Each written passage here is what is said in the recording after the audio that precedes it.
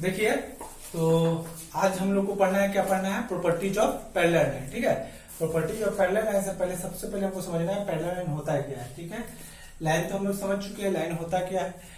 तो parallel line समझना है जैसे when two lines never intersect each other, when we produce two line, या उसको हम ऐसे बोल सकते हैं कि when two lines meet at infinite, जब दो लाइन अगर इनफाइनाइट पे मिलता है तो उस दो लाइन को बोलते हैं पैरेलल लाइन।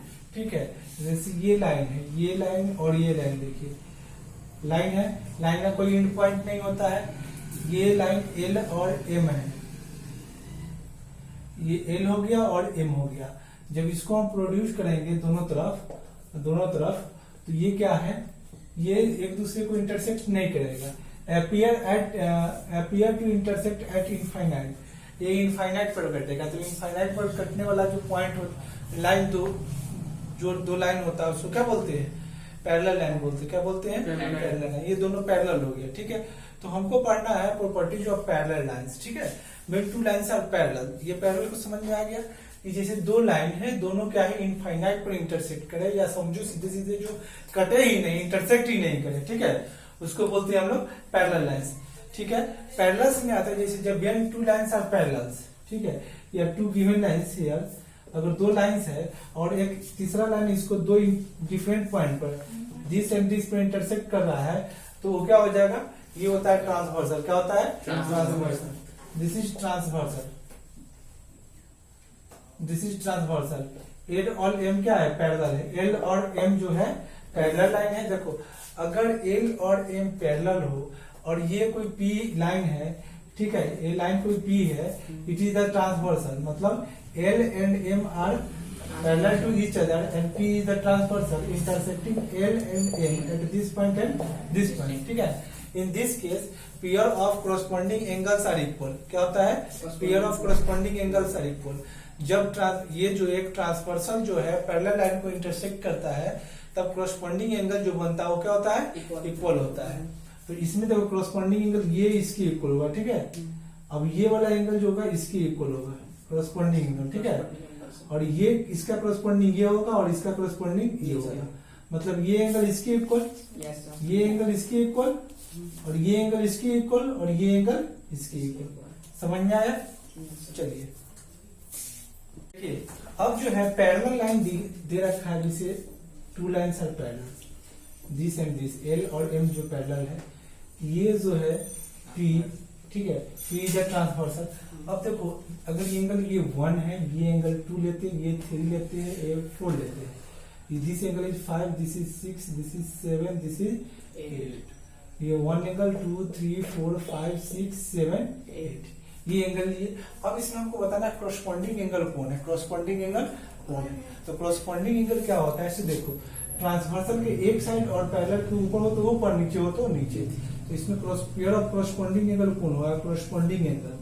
ठीक है, कोरस्पॉन्डिंग एंगल होगा एंगल 1 और एंगल 6, एंगल 1 और 6, एंगल 1 इक्वल टू एंगल 6। ठीक है, ये कोरस्पॉन्डिंग एंगल। कोरस्पॉन्डिंग जब पैरेलल है, एल पैरेलल टू एम है और ट्रांसवर्सल इंटरसेक्ट कर रहा है, तो कोरस्पॉन्डिंग इक्वल होगा। और कोरस्पॉन्डिंग एंगल 4 किसके इक्वल होगा? Angle 4 equal to angle 8। ठीक है, angle 4 equal to angle 8, angle 2 equal to angle 5, and angle 3 equal to 7। These are corresponding angles.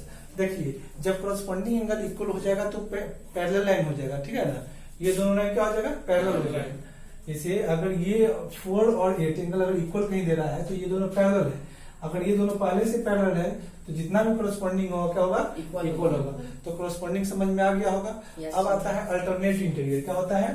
Alternate interior क्या होता है? अल्टरनेट इंटीरियर एंगल, ये है alternate interior angle, alternate interior angle. ठीक है, alternate interior angle इसमें क्या होगा? इसे ये इंटीरियर मतलब पैरेलल के अंदर। ठीक है, इंटीरियर मतलब पैरेलल के अंदर, अल्टरनेट, ये और ये अल्टरनेट है। एंगल 4 इक्वल टू एंगल 5, ये अल्टरनेट इंटीरियर से होगा। क्या होगा? अल्टरनेट इंटीरियर से। और 3 equal to angle 3 equal to angle 6, ये अल्टरनेट इंटीरियर से होता है। क्या होता है? अल्टरनेट इंटीरियर से। समझ में आ गया? एक होता है alternate exterior, this is alternate interior. यहाँ से देखो, ये अल्टरनेट इंटीरियर है, ये कोरस्पॉन्डिंग है, और अल्टरनेट एक्सटीरियर है। अल्टरनेट एक्सटीरियर एंगल, ठीक है। तो अल्टरनेट एक्सटीरियर देखो, एक्सटीरियर तो बाहर, ये पैरेलल के बाहर, एक्सटीरियर अल्टरनेट, ये इसका अल्टरनेट है बाहर, तो एंगल 1 इक्वल टू एंगल 7 किससे? अल्टरनेट एक्सटीरियर एंगल, ठीक है। देखिए 1 इक्वल टू अल्टरनेट, मतलब अल्टरनेट भी हो और एक्सटीरियर बाहर, तो बाहर ये है 1 2 7 8 है पैरेलल से, तो अल्टरनेट 1 और 7 है और 2 और 8 हो जाएगा अल्टरनेट एक्सटीरियर। बस इतना बात समझ में आया? चलिए अच्छी बात है, इसको लिख देना है। अब समझना है कोई इंटीरियर क्या होता है। कोई इंटीरियर किसके केस में? पैरेलल के केस में। When two lines are parallel and a transversal intersecting, है ना, parallel lines eight two distinct point. जब कोई दो लाइन पैरेलल हो, पैरेलल मतलब क्या होता है? समानांतर हो, ठीक है। जब कोई दो लाइन समानांतर हो और एक ट्रांसवर्सल जो होता है उसके दो अलग अलग पॉइंट पर इसको इंटरसेक्ट करे, मतलब काटे। ट्रांसवर्सल मतलब होता है तिर्यक छेदी रेखा। तिर्यक छेदी रेखा जो है पैरेलल समानांतर रेखा को जब काटती है, ठीक है ना, तो उसका जो होता है सम ऑफ कोई इंटीरियर कितना होता है? कोई इंटीरियर का सम होता है 180 डिग्री। तो इसको हमको समझना है कि कोई इंटीरियर होता क्या है। जैसे ये और ये पैरेलल लाइन है, एल और एम क्या है? फिर उसी तरह से देखो, Q is the transversal, Q क्या है? ट्रांसवर्सल है। तो यहाँ एंगल 1 बना, ये 2 बना, यहाँ क्या बना? 3, यहाँ पर 4, यहाँ 5, यहाँ 6, यहाँ 7 और यहाँ 8। तो सम ऑफ कोई इंटीरियर क्या होता है? इसको कहते हैं स्टेटमेंट में when a transversal intersecting two parallel line, then an angle opposite to angle interior of parallel, sum of angle interior of parallel and same side of the transversal, transversal के same side और interior of parallel, जैसे interior of parallel transversal के same side, तो ये दोनों का जोड़ कितना होगा? 4 + 6 = 180।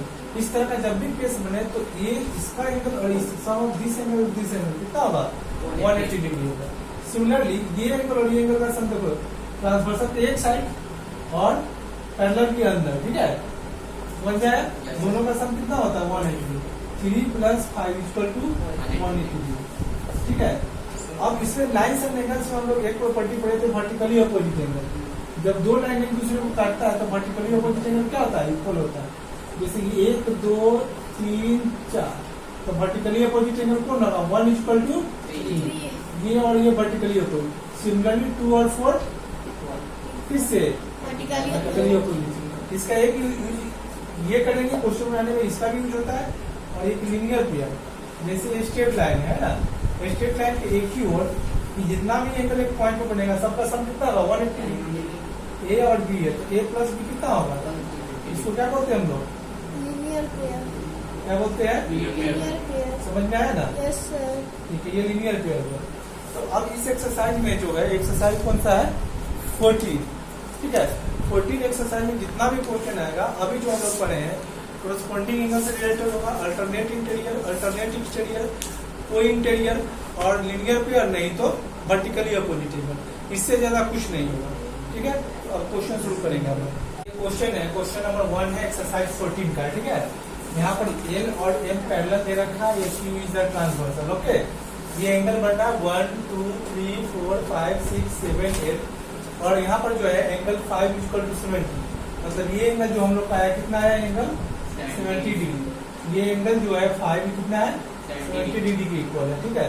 तो हमको क्या निकलना है? एंगल 1 निकलना है। तो देखो एंगल 1 और एंगल 5 और एंगल 1 क्या है? दोनों कॉरस्पॉन्डिंग एंगल है। अभी बता देना, जब पैरेलल होता है तो ये एंगल और ये एंगल कॉरस्पॉन्डिंग होता है। तो एंगल 1 = एंगल 5 किसके बराबर है? 70, तो एंगल 1 भी 70 के बराबर हो जाएगा। अब 3 निकालना है, तो ये और ये वर्टिकली अपोजिट होता है, बताए थे। ऐसे ऐसे जब लाइन करता है तो ये और इक्वल होता है। तो एंगल 1 = एंगल 3, और एंगल कितना? 1 कितना है? 70, तो 3 भी 70 हो जाएगा डिग्री। अब हमको निकलना है 4 का है, ये है ना 4। सपोज करो दिस इज स्ट्रेट लाइन, क्या है? मतलब ट्रांसवर्सल है, ये दोनों पैरेलल है ना। तो पैरेलल के अंदर ट्रांसवर्सल के एक ही ओर, दोनों का जो कितना होगा? 180। तो एंगल 4 + एंगल 5 कितना हो जाएगा? 180। कौन सी से? कोई इंटीरियर। कौन सी से? कॉन्स्टिट्यूटिव इंटीरियर एंगल्स क्या होता है? दोनों का सम 180 होता है। अब एंगल 4 नहीं मालूम है 5 हमको दिया है 70 इक्वल टू 180 डिग्री, ठीक है। अब यहाँ से क्या होगा, एंगल 4 इक्वल टू हो जाएगा 180 माइनस 170 तो हो जाएगा 110 डिग्री। ये समझ में आया? एंगल 4 इक्वल टू कितना आ गया हम लोग को, ये आ गया हम लोग को। अब ये देखिए 4 और 8 क्या होता है, कौन सा एंगल बन रहा है, 4 और 8 करस्पॉन्डिंग एंगल से क्या है, करस्पॉन्डिंग एंगल। तो एंगल 4 इक्वल टू एंगल 8, जब एंगल 4 110 है तो 8 भी 110 होगा, तो ये हो गया 110। ये क्वेश्चन सॉल्व हो गया, ठीक है। तो इस क्वेश्चन को देख लीजिए किस तरह से बनाया है, अच्छे से समझिए और इसको लिखिए। क्वेश्चन नंबर 2 है। क्वेश्चन नंबर 2 में क्या है, L parallel to M given है, L parallel to and T is the transversal, T is the transversal. अब एंगल 1 और 2 किस रेशियो में है, 5:7 के रेशियो में, ठीक है। रेशियो में है तो रेशनल कांस्टेंट मानते हैं। लेट द रेशनल कांस्टेंट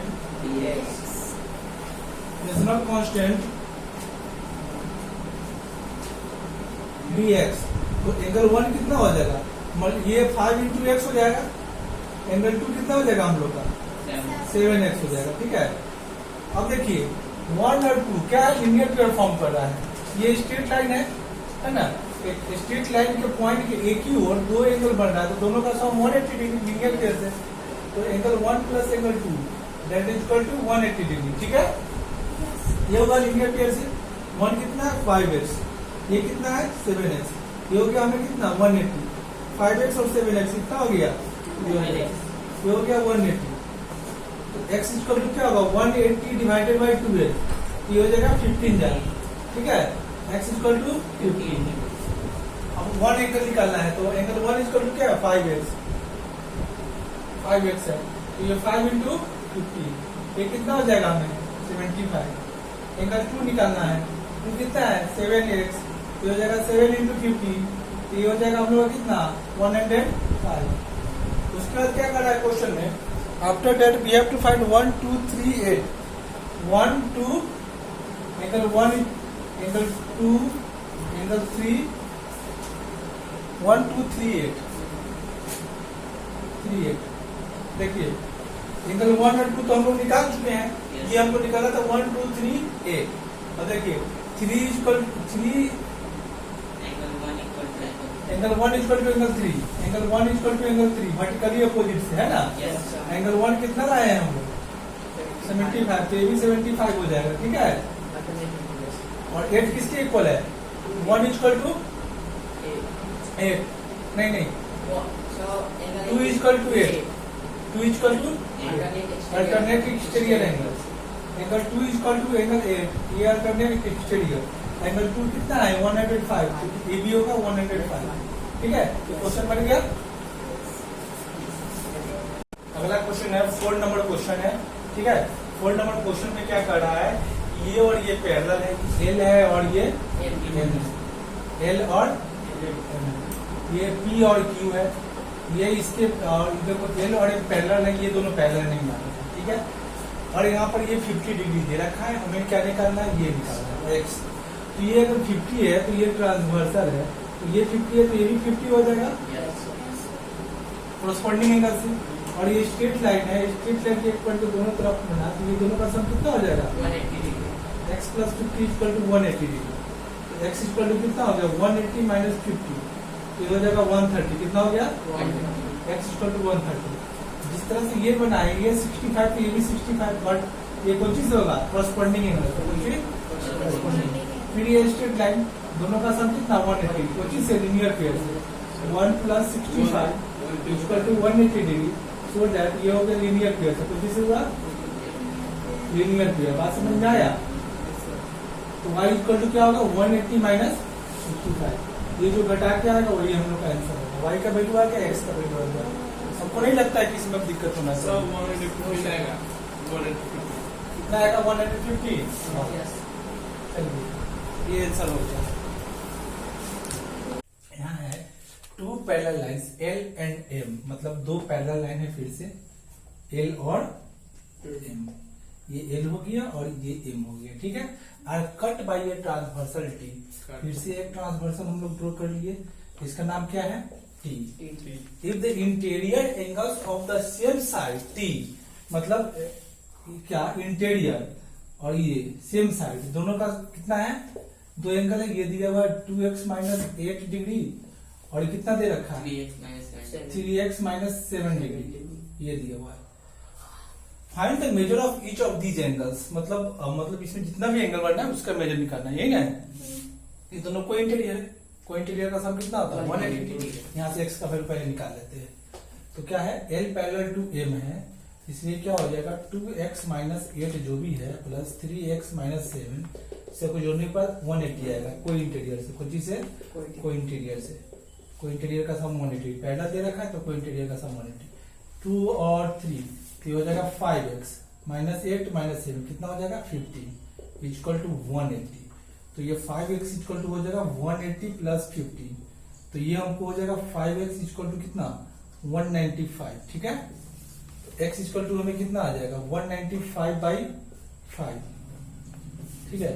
ये हो जाएगा 5 3 जा, ये हो जाएगा 4 39, ठीक है, यही ना होगा 5 3 जा 15 4 4 39 हो गया। x का वैल्यू कितना है 39। तो ये एंगल कितना होगा, ये 2x माइनस 8 जो है, तो 2 इंटू 39 माइनस 8 इसको मल्टीप्लाई करेंगे तो कितना हो जाएगा 78 हो जाएगा। कितना हो जाएगा 78 माइनस 8 मतलब कितना हो गया 70 हो गया, ठीक है, ये 70 हो गया। तो ये अगर 70 है तो ये कितना हो जाएगा, ये हो जाएगा 110। दोनों का सम कितना होता है 180। तो ये अकेले 70 हुआ तो ये हो गया 110 और उसके बाद बाकी सब तो हम लोग निकाल ही लेंगे। देखिए ये 110 हुआ तो ये भी 110, ये 110 है तो ये क्रॉसपोर्ट नहीं, ये वाला भी 110 हो जाएगा, ठीक है। और ये 110 है तो ये भी 110 और ये कितना है 70 तो ये भी 70 हो जाएगा, ये 70 है तो ये भी 70, ये 70 है तो ये भी 70, ठीक है, ये सब निकल जाएगा। ये क्वेश्चन नंबर 5 है। 5 नंबर क्वेश्चन में क्या दे रखा है कि ए बी सी एक ट्रायंगल है। अब क्या है through point E a line drawn DE parallel to BC, यहाँ DAE this line DAE parallel to BC, ठीक है। और ये एंगल x है ये y है और ये दोनों हमको फाइंड करना है, ठीक है। ये 65 और ये 65। तो जब ये DAE parallel to BC है तो ये क्या हो जाएगा, ये ट्रांसवर्सल हो जाएगा। तो ये दोनों कौन सा एंगल बनेगा alternate interior, x equal to 65 alternate interior से, तो किसे अल्टरनेट इंटीरियर एंगल। इसी सिमिलरली y इक्वल टू ये भी अल्टरनेट इंटीरियर, कोई दिक्कत, ये बन गया सिंपल है।